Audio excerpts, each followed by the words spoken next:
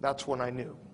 So we are going to have to push through this because we're coming Very up to questions. So tell us what the long and short of it is. The long and the short of it is we have the honor to present at the California Institute of Technology 1 week from Monday at the Nobel laureate-graced Beckman Institute Auditorium, a peculiar silicate-associated phenomenon. It will be a 1-hour presentation from 4:15 to 5:15 p.m. Everyone within the sound of my voice is welcome to attend. It is free. The mixer starts at 3:45, and there's a 15-minute question and answer period thereafter. This has been presented online in the public since last September. And the members of the aviary who have been calling me a liar, who say that they have the deepest, darkest connections inside the United States government, have not been able to find it on a public website. End of story for them. Yeah. These wonderful people that you just saw, the list of names, individuals on the that's the public website, there we are. Individuals on the left who have provided direct assistance for the research, including Bill Hamilton, David Wilcock. David will be there a week from Monday. He provided us with salient and important information for other individuals who have actually replicated on their own independently much of the work that we've done. And we're going to be presenting that evidence as well. Now, who actually invited you to speak? What group, what department? That is the Applied and Computational Mathematics Department.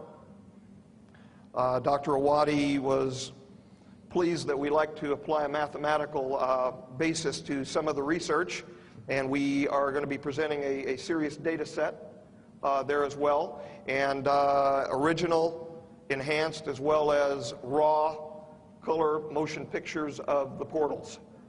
And the real deal is going to be shown for the first time. This is a nice composite overlay showing the sort of data that we're going to be able to show.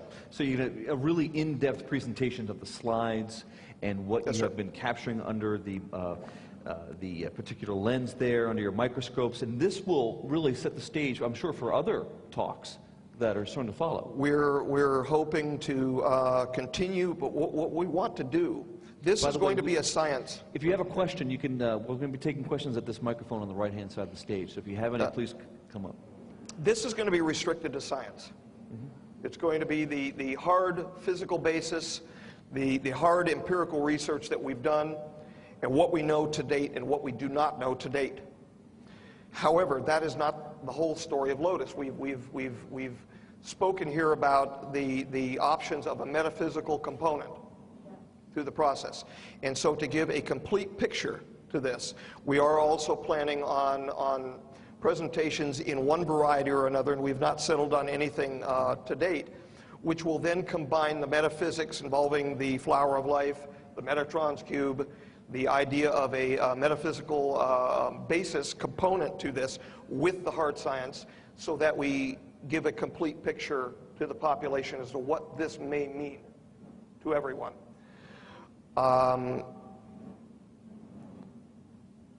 Obviously, we're grateful. I don't deserve to have found what we found, but we have. All right. All right, let's take some questions. Please come up to the microphone, and let's try and get through as many as we can here. Thank goodness I can see human faces now. Yeah, they're out there. Oh, there's a few of you out there. Go ahead. What's your question? I thought it was just this front row here. Yeah. I was going to ask you about your non-human friend. You say he's an emotional being, and you have emotional contact. So in aftermath, can you say something about his personality that you think you discovered? Yes. That's one question. The other one is, your wife helped you out of this horrible situation that you didn't want to be in, that you were caught in. Can you say a little bit more what she did? what touched you, or how did she get you out of the situation? Okay, we Okay. have to separate individuals between Dr. McDowell, who is sitting up front here, Yeah. and my wife, Deborah. Okay. Yeah, two questions there. Thank you. All right. Thank you. Thanks. He would joke with me. He was a joking, happy, very ill little gentleman. And he would even joke with me to the point where he would, as I was writing the protocols on the side of the clean sphere, because I couldn't remember them offhand, there were so many of them, I was supposed to memorize them, I would write them backward. I'm dyslexic, so it was easy for me to write backward. I would write them backward on the clean sphere, and as I was doing it, he'd take his finger and he would, from the inside of the clean sphere, go over my letters as I was writing it. So your sense of humor would be key. He was an there was great humor. He was an extraterrestrial of human lineage. He was a human being. The reason why she is sitting here right now is because her family, as well as my wife's family, were directly associated with the earliest MJ-12 group. And the particular individual with whom they were associated was Forrestal. Yeah, because when we want more people to come forward like you know, we must learn from your case. How do you do it? Mm-hmm. And the wife is obviously a very important person in this picture. Do you have anything to say about how your wife has been a support mechanism? She is very deferring. She is very deferring because of her close family associations, which remain with the former Majestic. Extremely deferring to the original secrecy. She has been filmed a little bit. She is on record with an affidavit under penalty of perjury as well concerning the Sunni document that she stole from me and handed it over to the Majestic. And she indicates it in there, and she said, I took it from him because I was told to. You have a question? Thank you. You have a question? Realities are hard sometimes. Go ahead. Dan, could you please clarify what the, excuse me, what the portal is and what its function is? Sure. It's a plasma phenomenon, a highly organized plasma phenomenon, which seems to emit material and communicate with that material once the material is emitted into the environment. There is a deposition of material into cells in the environment, which appears retrovirally based, as well as possibly containing a positive sense messenger RNA. Yes, sir. Russell. Well, I feel like I missed half of this lecture. Could you please tell us where in space-time your little J-Rod friend comes from and something about his origins? Yes, sir. Straight question. He was a P plus 52,000 year, in other words, 52,000 years from our future on an alternate timeline, which had crossed over due to a disequilibrium, which we call the doctrine of the convergent timelines paradox. That disequilibrium is now restabilizing itself. The universes are parting from one another, and that's that wonderful time that was spoken of by the ancients, even the Mayans. We are not approaching a time of disaster. We are approaching a time of renaissance. And that time of renaissance, just like Dr. Wheeler has theorized that we can look at the passage of a single photon across the cosmos, going in two different directions at the same time, and that we can decide by which direction we look, which path it took billions of years ago. We all can create a renaissance in our future, the same way we can decide our own past. So would this be, that's what unity means. So would this be in harmony with Jacques Vallée's idea that the ETs that we're seeing come to us from the future rather than from distant space? Would that be a fair construal? This is, sir, yes. This is true. So we should be able to communicate with them now if we can expand our consciousness. In theory, I wouldn't be one to argue with you. All right, we've got time for maybe one or two more. What's your question? Yeah, Omaha, Nebraska, MUFON UFO Study Group, Henry Middlebrook, team captain. Dan, when we go back to Omaha, you always say, tell the world. What should we tell the world when we get back to Omaha? The only thing that I've asked is to pray for, meditate on, whatever is in your philosophy, your positive path philosophy for unity for humanity. It was observed in the looking glass during the T2 catastrophe that one of the things that we did not do is become united as a people.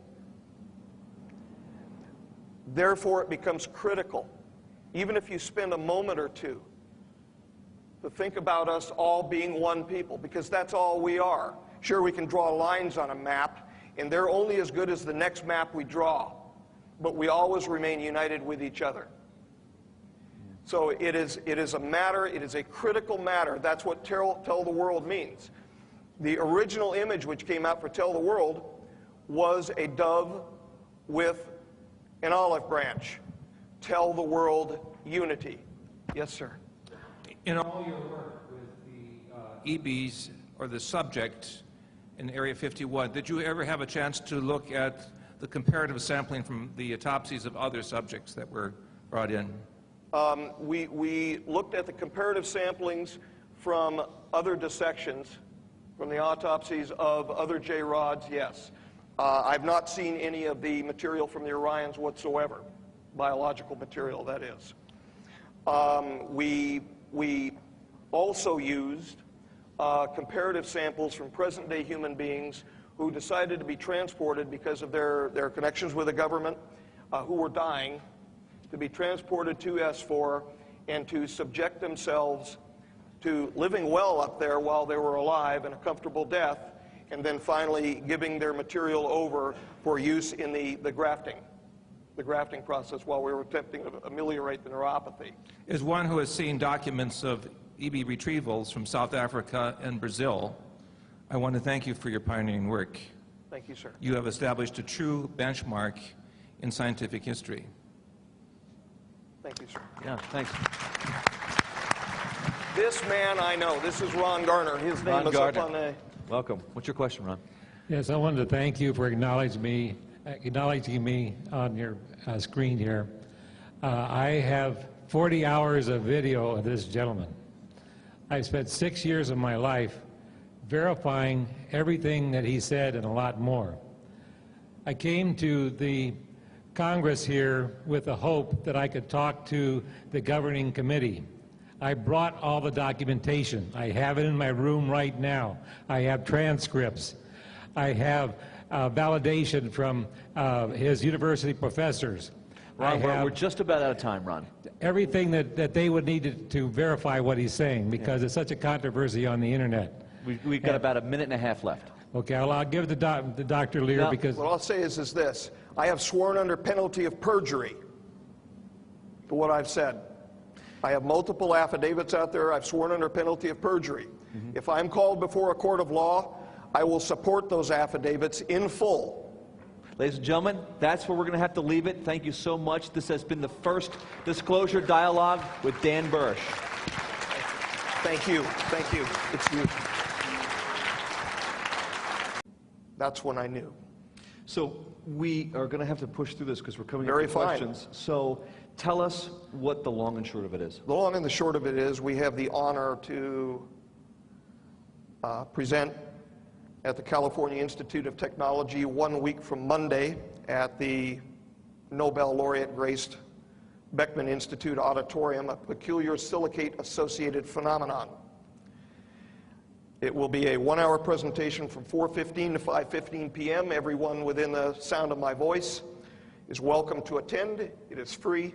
The mixer starts at 3:45, and there's a 15-minute question and answer period thereafter. This has been presented online in the public since last September.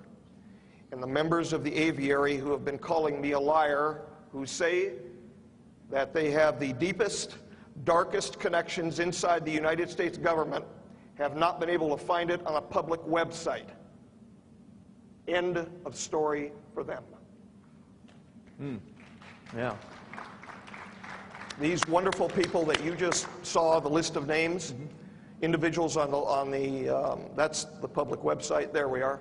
Individuals on the left who have provided direct assistance for the research, including Bill Hamilton, David Wilcock. David will be there a week from Monday.